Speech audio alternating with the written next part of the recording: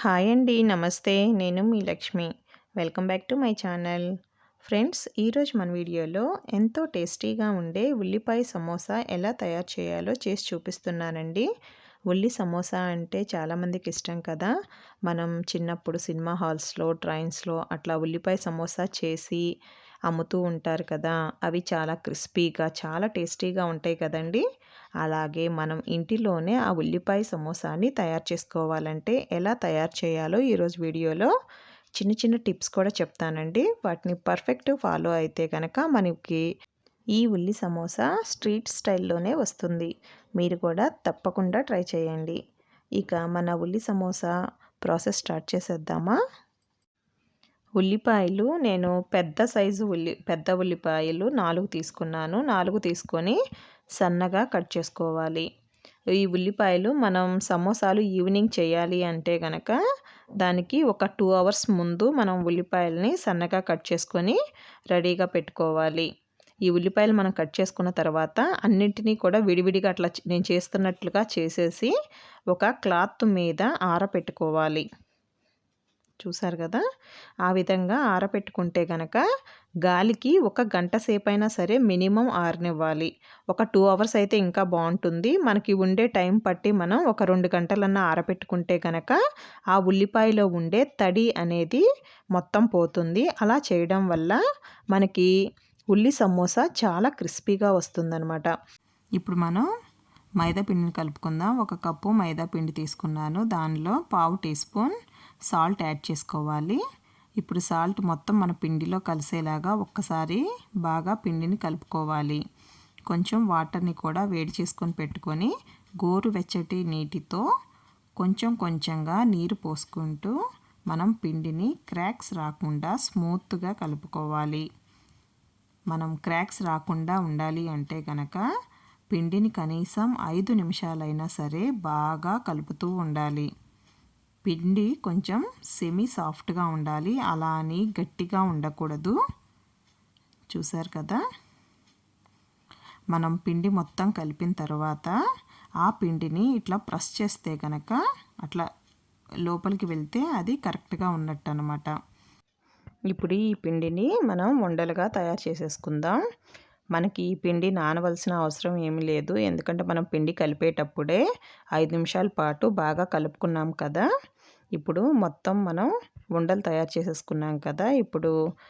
ఇప్పుడు మైదా పిండి చల్లుకొని ఇప్పుడు ఒక్కొక్క మైదా ఉండ తీసుకొని మనం రోటీలు చేస్తాం కదా, అలాగే చాలా పలుచగా మనకి సాధ్యమైనంత వరకు పౌడర్ ఎక్కువ జల్లుకుంటూ మైదా పిండిని జల్లుకుంటూ చాలా పలుచగా తయారు చేసుకోవాలి. మనం ఈ తయారు చేసే సమోసా షీట్స్ని బట్టే మనం చేసే సమోసా టేస్ట్ ఆధారపడి ఉంటుంది. అందుకని మీకు ఎంత వీలైతే అంత పలచగా వీటిని మీరు తయారు చేసుకోవాలి.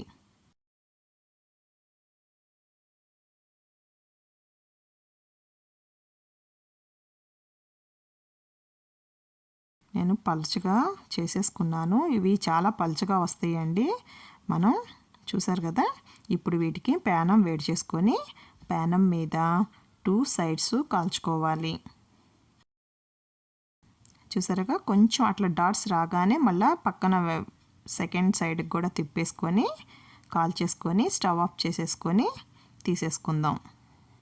ఇది ప్యానం పైనుంచి తీసిన వెంటనే రోటీలు సైడ్స్ కట్ చేసేసుకోవాలి.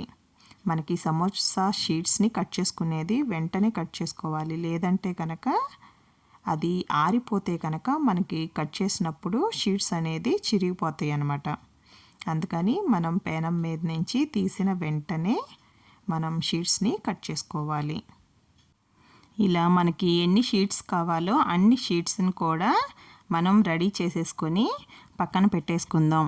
ఈ షీట్స్లో ఉన్న తేమ తగ్గకుండా ఉండాలి అంటే కనుక ఈ షీట్స్ పైన మనం ఒక క్లాత్ని కప్పుకొని పెట్టేసుకుంటే కనుక మనకి అవి సమోసా చేసేటప్పుడు విరిగిపోకుండా ఉంటాయి. ఇప్పుడు ఒక బౌల్ తీసుకొని ఆ బౌల్లోకి మనం 1 గంట సేపు ఆరబెట్టుకున్నాం కదా ఉల్లిపాయ ముక్కలు, ఆ ఉల్లిపాయ ముక్కలన్నింటినీ కూడా వేసుకొని దానిలో రుచికి సరిపడా సాల్ట్ వేసుకోవాలి. అలాగే 1 టీ స్పూన్ కారప్పొడి వేసుకోవాలి. ఒక పెద్ద టేబుల్ స్పూన్ వేసుకోండి సరిపోతుంది. అలాగే గరం మసాలా వేసుకోవాలి.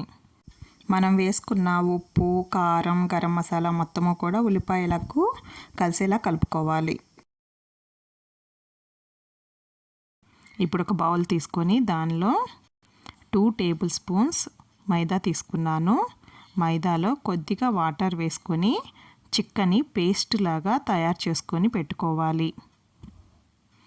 ఉండలేమీ లేకుండా తిక్కు పేస్ట్ లాగా ఉండాలన్నమాట. అలా ఉంటే గనక సరిపోతుంది. ఇప్పుడు ఇది కూడా పక్కన పెట్టేసుకుందాం.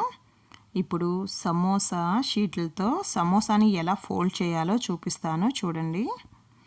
ఒక షీట్ని తీసుకొని ఫస్ట్ మనం ఒక లాస్ట్ ఎడ్జ్ నుంచి ఒక ఫోల్డ్ చేయాలి. ట్రయాంగిల్ షేప్లో వచ్చేలాగా 2 ఫోల్డింగ్స్ చేశాను. ఇప్పుడు 3 ఫోల్డింగ్స్ చేస్తే కనుక మనకి కరెక్ట్గా వస్తుంది. అది పెట్టుకునే స్టఫింగ్ పెట్టడానికి ఈజీగా ఉంటుంది. చూసారు కదా, ఈ విధంగా ఫోల్డ్ చేసుకొని ఇప్పుడు స్టఫింగ్ పెట్టుకోవాలి. మనం స్టఫింగ్ పెట్టినప్పుడు మొత్తం లోపలకంతా మనకి సైజు ఎంతైతే సరిపోతుందో అంత స్టఫింగ్ పెట్టుకొని కరెక్ట్గా ఫోల్డ్ చేసి ఆ మిగిలిన ప్లేస్కి మనం మైదా పిండి కలుపుకున్నాం కదా పేస్ట్ లాగా, ఆ పేస్ట్ని అప్లై చేసుకోవాలి. అప్లై చేసేసి మనం మళ్ళీ ఫోల్డ్ చేస్తే కనుక చక్కగా షీట్స్ చక్కగా అంటుకుపోతాయి. చూసారు కదా, ఆ విధంగా తయారు చేసుకోవాలి. మీకు మళ్ళీ ఇంకోటి కూడా చూపిస్తాను, ఇంకో 2 చూడండి.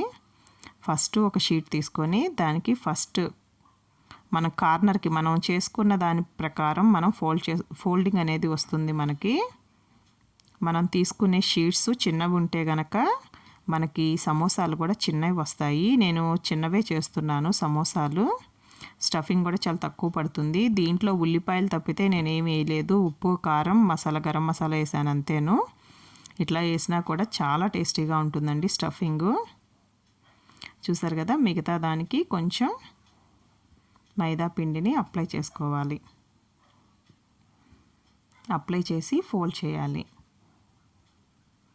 మనం స్టఫింగ్ పెట్టిన తర్వాత అక్కడ పట్టుకొని మనం ఫోల్డ్ చేస్తే కనుక మనం చేసే సమోసా కూడా గట్టిగా స్టఫింగ్ ఉండడం వరకు గట్టిగా వస్తుందన్నమాట. చక్కగా ఫోల్డ్ చేయడానికి కూడా నీట్గా వస్తుంది.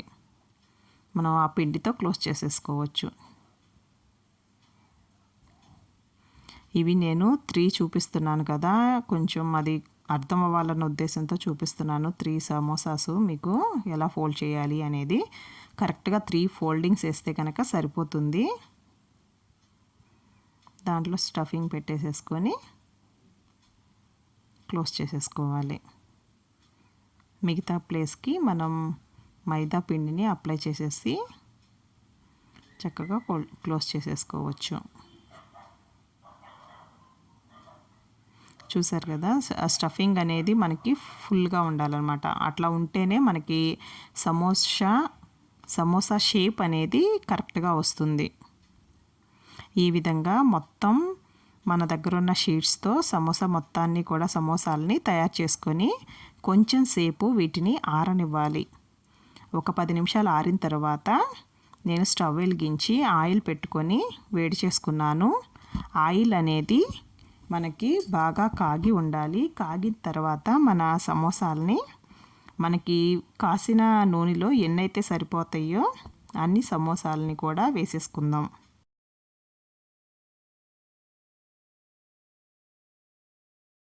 ఇప్పుడు సమోసాలన్నీ వేసేసాం కదా. సమోసాలు వేసిన తరువాత మనం ఎప్పుడూ కూడా ఫ్లేమ్ని మీడియం నుంచి లో ఫ్లేమ్ అలా మిడిల్లోకి మనం అడ్జస్ట్ చేసుకోవాలి. ఇది హై ఫ్లేమ్లో పెట్టి మనం వేయించామనుకోండి లోపల ఉన్న లేయర్స్ సరిగా వేగవు. అందుకని చెప్పి మనం ఎప్పుడు కూడా సమోసాలు వేయించేటప్పుడు మీడియం ఫ్లేమ్ నుంచి మీడియంలోకి అట్లా పెట్టుకొని వేయించుకోవాలి. హై ఫ్లేమ్లో మాత్రం వేయించామంటే సమోసా అనేది పైన లేయర్ మాత్రమే క్రిస్పీగా వస్తుంది, లోపలంతా సాఫ్ట్గా ఉంటుంది. ఈ సమోసాలు వేపేటప్పుడు మాత్రం కంపల్సరీగా ఇది గుర్తుపెట్టుకోవాలి. అప్పుడే మనకి సమోసాలు అనేది క్రిస్పీగా వస్తాయి అన్నమాట. అంటే లోపలి వరకు కూడా చక్కగా క్రంచీగా వేగిపోతాయి. చూసారు కదా, గోల్డెన్ కలర్ వచ్చేదాకా వేయించేసుకున్నాం కదా. ఇప్పుడు వీటిని ప్లేట్లోకి సర్వ్ చేసేసుకుందాం. చూసారా, ఎంతో టేస్టీగా ఉండే సమోసాలు రెడీ అయిపోయాయి. ఫ్రెండ్స్ చూసారు కదా, మీరు కూడా తప్పకుండా నేను చెప్పిన టిప్స్ ఫాలో అవుతూ ఇలా తయారు చేస్తే కనుక మీకు కూడా పర్ఫెక్ట్గా వస్తాయి. ఈ వీడియో మీకు నచ్చితే కనుక తప్పకుండా ఒక లైక్ చేయండి, మీ ఫ్రెండ్స్కి షేర్ చేయండి. మరిన్ని టేస్టీ రెసిపీస్ కోసం మన ఛానల్ని సబ్స్క్రైబ్ చేసుకోవడం మాత్రం మర్చిపోకండి. Thank you friends.